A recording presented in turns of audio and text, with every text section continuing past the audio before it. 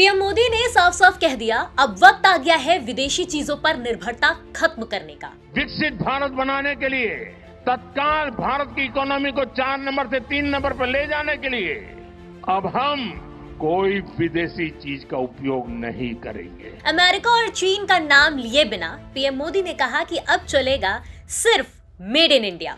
Operation सिंदूर सिर्फ बंदूकें नहीं चलाता, ये लड़ाई है हमारी सोच की, हमारे चुनाव की। लेकिन प्रोडक्ट को देख के कैसे पता चलेगा कि ये विदेशी है या भारतीय?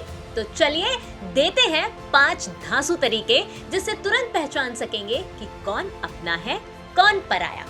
पहला, मेड इन की मार्किंग देखो।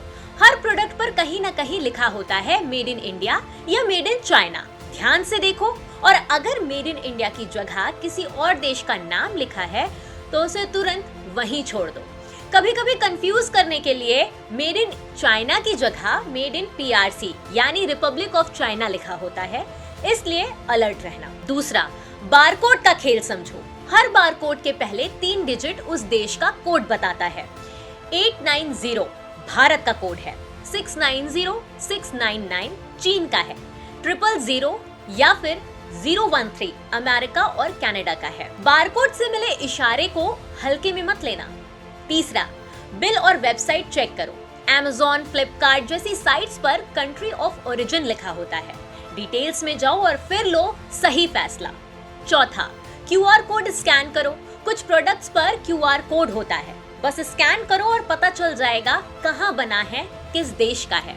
पांचवा, मेड इन वेयर जैसे एप्स को यूज करो। बायकॉट, बारकोडिक्स जैसे एप्स को डाउनलोड करो, बारकोड स्कैन करो और जानो ये विदेश का सामान है या देश का। याद रखो, मेड इन इंडिया और पैकेज्ड इन इंडिया में फर्क होता है।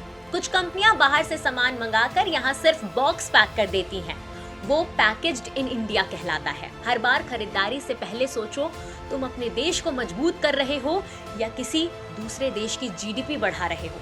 अब वक्त है हर हाथ को हथियार बनाओ, हर खरीदारी को सरहद की दीवार बनाओ। देश बोलेगा made in India, made for India.